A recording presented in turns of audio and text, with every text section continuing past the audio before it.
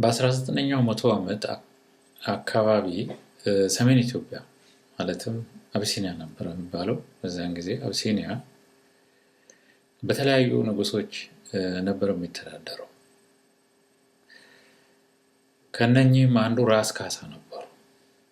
ራስ ካሳ እንግዲህ በኋላ አፄ ቴዎድሮስ የተባሉት ናቸው። ራስ ካሳ የጎንደር ቋራ ንጉስ ናቸው። ከዛ በፊት የነበራቸው ታሪክ በጣም ብዙ ነው። እሱን ደግሞ አልፈልግም፣ ምክንያቱም ስለሳቸው ታሪክ ሳይሆን ማውራው ስለ ሀገራችን የእድገት ሁኔታ ነው። እሳቸውም ግን ሮል አላቸው እዛ ውስጥ። ራስ ካሳ የጎንደር የቋራ ንጉስ ናቸው። እዛ አካባቢ የተለያዩ ንጉሶች ናቸው አካባቢውን ከፋፍለው የሚያስተዳድሩት። በዛ መሃል በእነኚህ በነገስታቱ መሃል ጠብ ስለነበረ ራስ ካሳ ከብዙዎቹ ጋር ጦርነት ገጥሞ የማሸነፍ እድል ገጠማቸው። ለምሳሌ ያህል ከጎንደር ውስጥ ከራስ አሊ ጋር፣ ራስ አሊ የሚባሉ ሌላም ነበሩ፣ ከጎጃሙ ጎሹ ጋር፣ ከትግራዩ ውቤ ጋር፣ እነኝን ከመሳሰሉት እስከ ወሎ እስከ ታች እስከ ሸዋ ድረስ ካሉት እነኚህ ከተለያዩ ንጉሶች ጋር ከፍተኛ ጦርነት አድርገው ሁሉንም ማስከበር በመቻላቸው በ1855 ዓመተ ምህረት ንጉስ ሳይሆን ንጉሰ ነገስት ሆኑ። ከዛን ጊዜ ወዲህ ነው አፄ ቴዎድሮስ የተባሉት። አፄ ቴዎድሮስ እንግዲህ ንጉስ ሳይሆኑ የነኛን ያሸነፏቸውን ንጉሶች ሁሉ ግዛት በመያዝ ትግራይ፣ ጎንደር፣ ጎጃም ወደ ሸዋ ድረስ በመዝለቅ እነሱን አስገብሮ ንጉሰ ነገስት ኪንግ ኦፍ ኪንግስ በሚል ስም ከራስ ካሳነት ወደ አፄ ቴዎድሮስነት ተቀየሩ። ቴዎድሮስ ሰከንድ ማለት ነው። አፄ ቴዎድሮስ ንጉሰ ነገስት ከሆኑ በኋላ to some extent እንግዲህ ዛሬ ኢትዮጵያ የሚባለውን እዛ ነው አካባቢ ያሉትን የሚያስተዳድሩትን አካባቢ ሞደርናይዝ ለማድረግ ሞክረዋል። አንዱ ስቴቱን ማለትም ሴንትራላይዝድ ለማድረግ ሲሞክሩ ስቴቱን ድሮ በንጉስ ይገዛ የነበረው በትንሽ የሀገር ክፍሎች ጠቅላይ ግዛትም ምንም በለው ብቻ በትንሽ የሀገር ክፍሎች ለግዢ እንደሚያመች አድርገው ካዋቀሩ በኋላ እነኛ እያንዳንዱ ቦታ ለሳቸው ታማኝ የሆኑ ገቨርነሮችን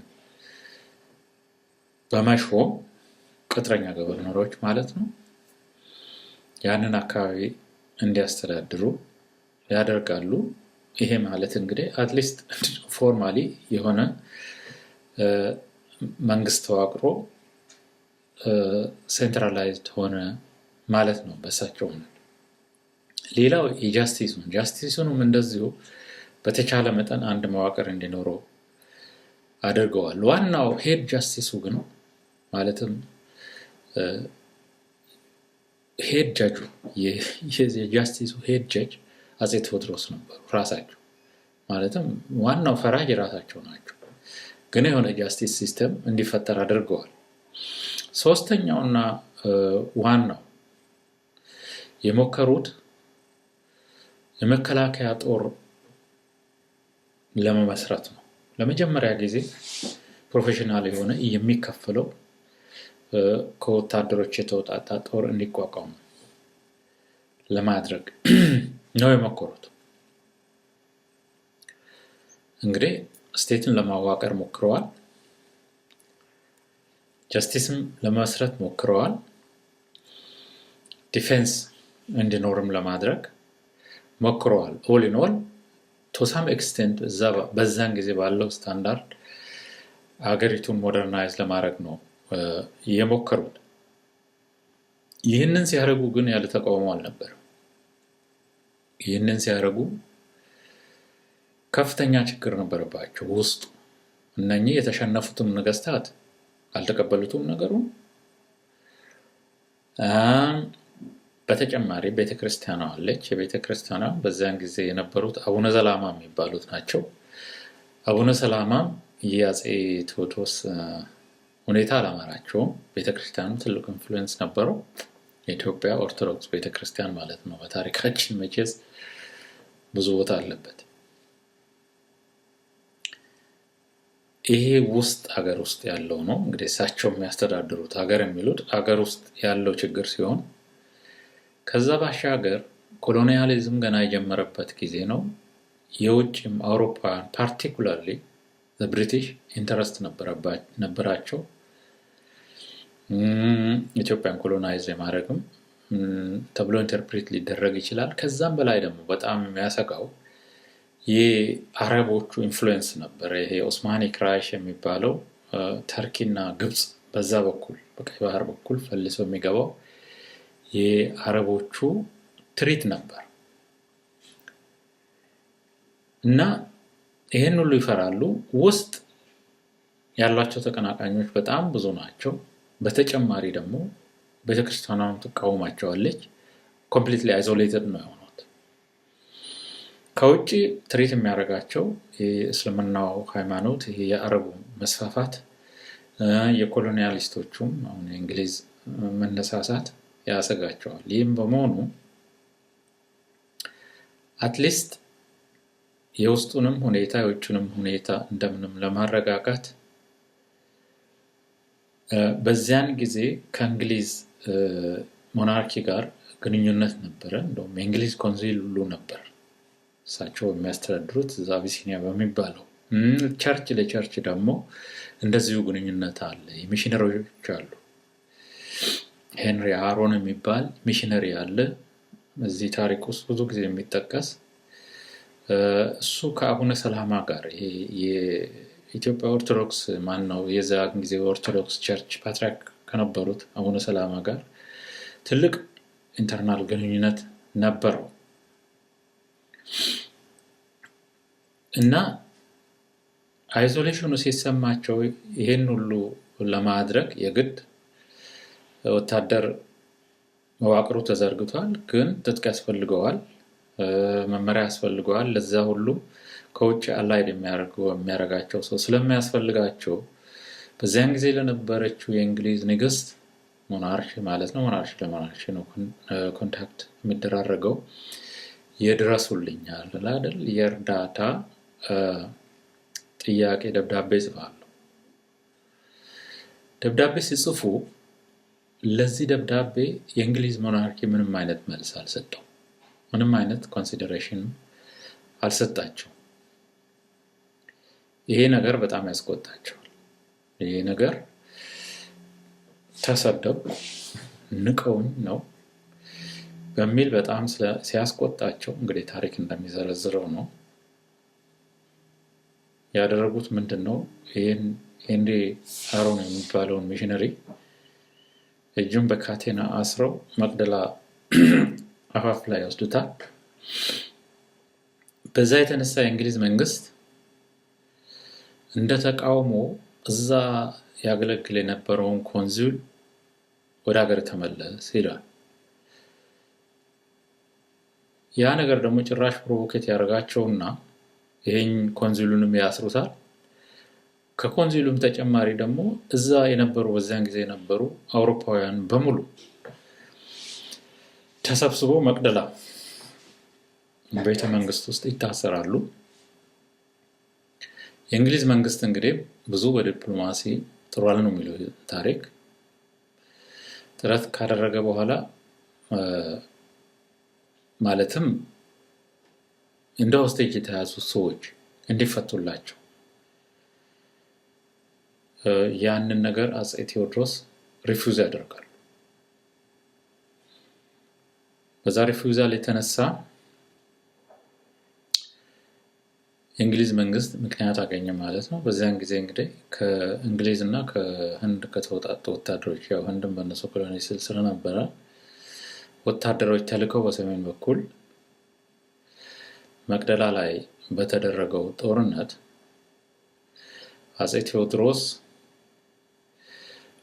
በ1868 ዓመተ ምህረት ማለትም በነገሱ በ13 ዓመታቸው በዛ ጦርነት ስለተሸነፉ ራሳቸውን ሰው ነው የሚለው። ይሄ የታሪክ አባባል ነው። እንግዲህ ለዛ እንግዲህ አፄ ቴዎድሮስ ባርነትንም ካስወገዱት አንዱ ናቸው ነው የሚለው። ግን እሱም ብዙም ኤቪደንስ የለውም። ሳክሰስፉል ላለመሆናቸው አገሪቱን ሞደርናይዝ ለማድረግ ባደረጉት ሙከራ ሳክሰስፉል ላለመሆናቸው የተለያዩ ምክንያቶች ይሰጣሉ። አንዱም የሀገሪቱ ያወቃቀር ሁኔታ በዛን ጊዜ ነበረው ሀገር የሚባለው ያወቃቀር ሁኔታ አልፈቀደም። ቤተክርስቲያኑ ትልቅ ኢንፍሉዌንስ ነበረው። ሌላውና ዋናው ግን አፄ ቴዎድሮስ ጠጭም ነበሩ ነው የሚባለው፣ ይጻፋል አንዳንድ ቦታ። በመሆኑም ጥሩ ዲፕሎማት ሳይሆኑ ብዙ ጊዜ ሙዳቸው ይቀያየራል የሚል ነገር አለ።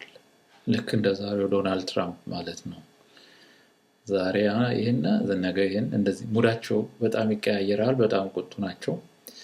በዚህም የተነሳ ዲፕሎማቲካሊ ምንም አይነት ሳክሰስ አልነበራቸውም። ለዛ ነው ለሚስ ሳክሰሳቸው በዛን ጊዜ የተጀመረውን ሞደርናይዜሽን አትሊስት ፈር ለመያዝ እንዲይዝ ለማድረግ አለመቻላቸው በዛ የተነሳ ነው የሚባለው። የሆነም ያም ሆነ ይህ ግን ዛሬ ባለው ኢትዮጵያ ታሪክ አፄ ቴዎድሮስ ይሄ ያደረጉት ሙከራ አንድ ስቴት የሚባለውን ነገር ሴንትራላይዝ ለማድረግ እና ስትሮንግ እንዲሆን የተለያዩ ትንሽ ክፍሎችን ከፍሎ በገቨርነር በማስተዳደር እንዲ ሴንትራላይዝድ እንዲሆን ማድረጋቸው፣ ያው በጦርነትም ሌሎችንም ንጉሶች አሸንፎ ማለት ነው።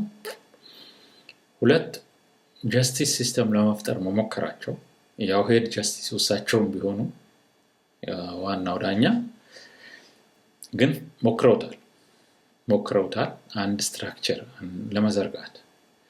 ሶስት ዲፌንስ ፎርስ ለመፍጠር ሞክረዋል። ይሄ እንግዲህ የሞደርናይዜሽኑ አንዱ አካል ነው።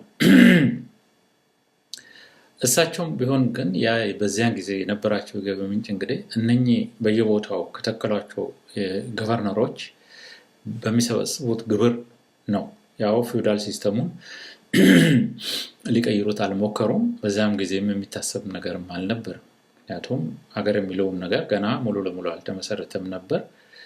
ግን ቴዎድሮስ አትሊስት ያንን ስትራክቸር ለመቀየር በእነኚህ ባልኳቸው ሶስት ነገሮች የተነሳ በታሪክ ብዙ ጊዜ